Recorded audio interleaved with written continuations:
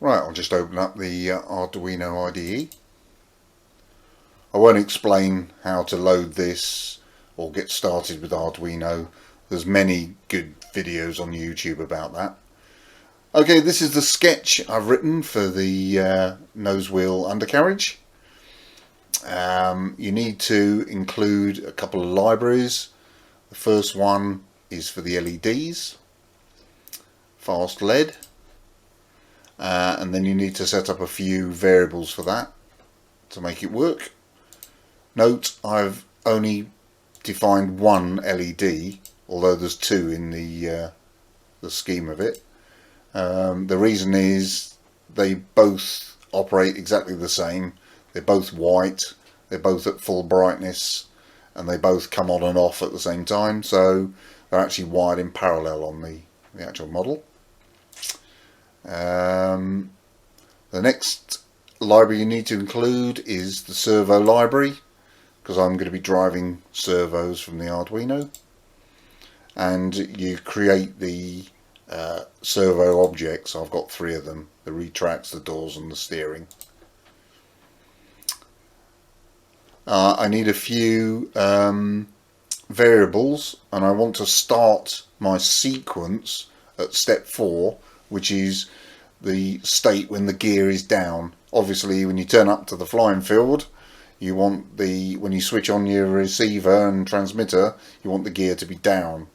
It could be awkward if you switch everything off and the gear goes up. So my sequence variable, depending on what number that holds, it depends what step of the sequence I'm on. So I've got 9 or 8 steps in the sequence. So step 0 is the condition when the gear is up and the doors are closed. Then I've got step 1, the doors are opening. Step 2, the doors are open. 3, the gear is descending. 4, the gear is down. 5, the lights are off. 6, I raise the gear. And the final one is to close the doors when the gear's up in the fuselage. I'm actually reading 2 signals from the receiver into the Arduino, and these are the pins I'm reading them on. I need to know when gear up or down has been selected at the transmitter. So the channel 5 comes from the receiver and actually goes to pin 5 on the Arduino. I also need to know the steering signal that is usually connected to the rudder channel, which is channel 4, and that comes in at pin 6 in the Arduino. I had a variable for the midpoint of the Nosewheel, but I don't think I need to use that.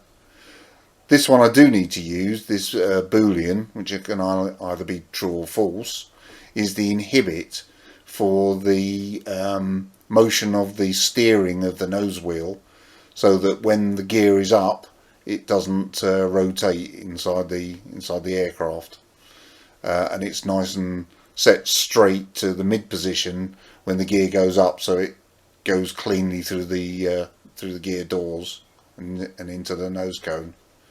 I've also got a flag for when the lights are to be on or off. These two doubles are the pulse width of the receiver signal that's coming into the Arduino. I need to check them against numbers to see if it's an up command or a down command in the case of the undercarriage retract, or the actual position the steering is set to. And I can so when the gear is down, I actually pass that value scaled for a position in the servo.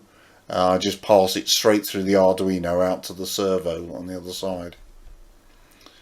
In the setup routine, which is this subroutine here, I set up the serial monitor, this is useful for debugging. I'll probably delete this for the final version, but it's useful to be able to print things to the serial monitor so you can see what's going on with the program. There's a bit of a delay before everything kicks off, and I then set up what I need to do to define the LEDs. You tell it how many LEDs are on the system, and the color order and so forth. Then you set the brightness, and then you clear them down, in other words switch them all off to start with. And I also need to, although I've defined the servo objects up here, I need to tell each object which pin it's attached to. So there's 3 pins that the servos are attached to. And I don't actually need these. In fact, I've commented one of them out just to see what happens. I don't actually need to define the pins as inputs in this case, because it's using an instruction that assumes they're inputs anyway. So I'll probably end up deleting those. Right, now we're in the main loop of the program, which is this bit down to the bottom. And this is the bit that actually does the up and down sequence as required. First of all, I send some information to the serial monitor, where I am in the sequence, the value from the retract channel on the receiver in pulse width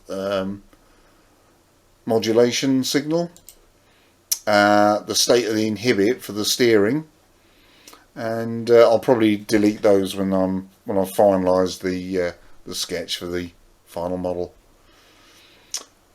Then I deal with the steering. Every time around the loop I look to see if the inhibit is not active. So if I've not got the inhibit, I pass the steering signal I'm reading from the rudder channel, and I pass it straight through to a servo that actually drives the steering of the nose wheel. Otherwise, if I have got the inhibit, I just write straight out to the servo the middle value, which centers it and locks it straight. Now we come to the actual retract sequence. If the sequence is at step 0, and only if it's at step 0, do I look and monitor the channel for the retract signal. So I'm looking at the width of the pulse that I'm getting on that channel, and using a pulse in instruction, and if that is less than 1200, and that's an experimental value, I've been playing around with these numbers to try and get the right value. If it's less than 1200, then I know that gear down has been selected at the transmitter, and I lock that in by jumping to the next sequence step. So once the sequence engaged, it goes through the whole thing without looking at this signal again.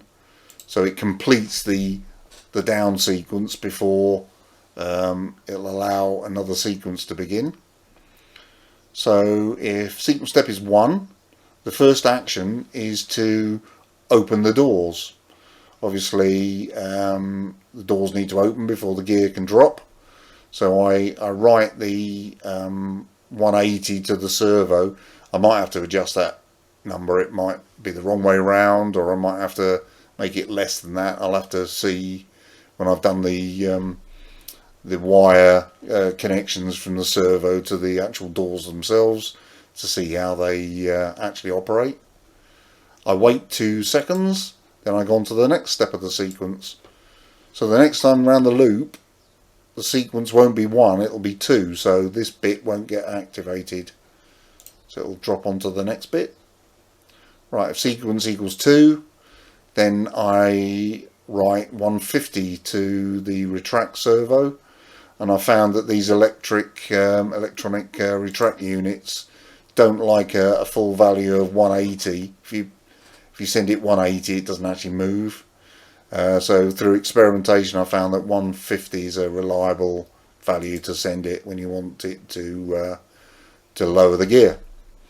Then I delay 9 seconds. That's plenty of time to allow for it to actually descend all the way. And then I set the sequence number to 3.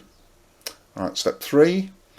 I actually, once the gear's down, I release the inhibit to enable the steering of the nose wheel, and I turn the LEDs on.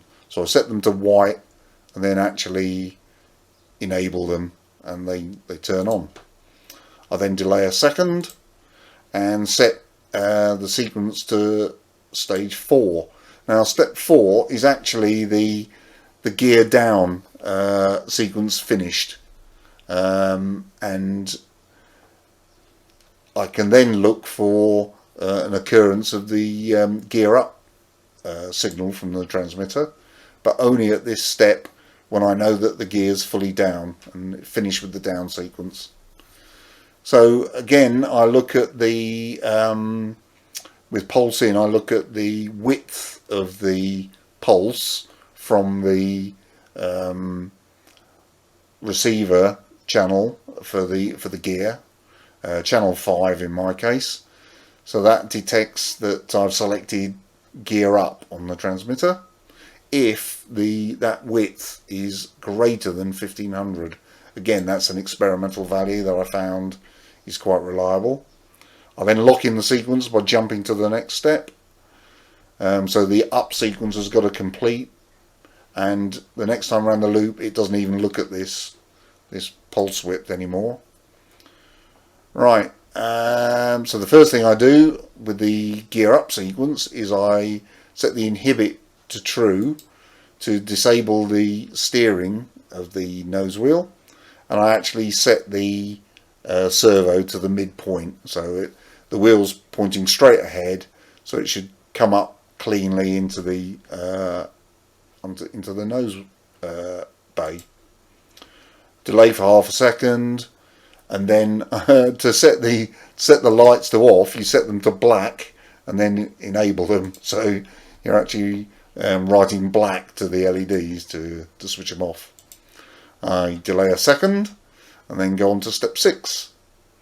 Step 6, I actually then retract the gear. Again, this is an experimental value for the electric retract unit, and I find that's reliable, and it operates the gear and actually raises them into the fuselage.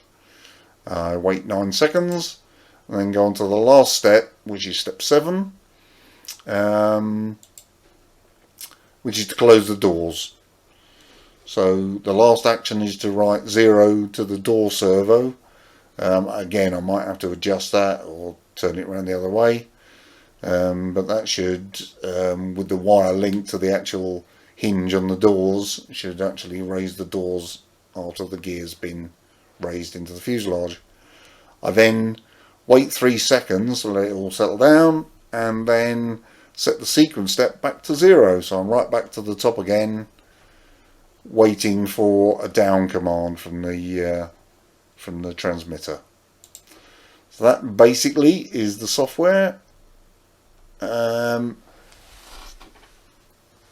It's quite straightforward. I didn't need to use interrupts, which is probably just as well, because I think if you want to use this LED library, that uses interrupts, so it can get a bit complicated otherwise. I plan to put this and all the other files online, probably on a GitHub eventually, but hope that was interesting, and if you've got any questions, please leave a comment, and please subscribe. Thanks very much for watching. Hopefully in the next video I'll be doing set up a blender, which is what I promised in the first place. Thank you very much. Bye for now.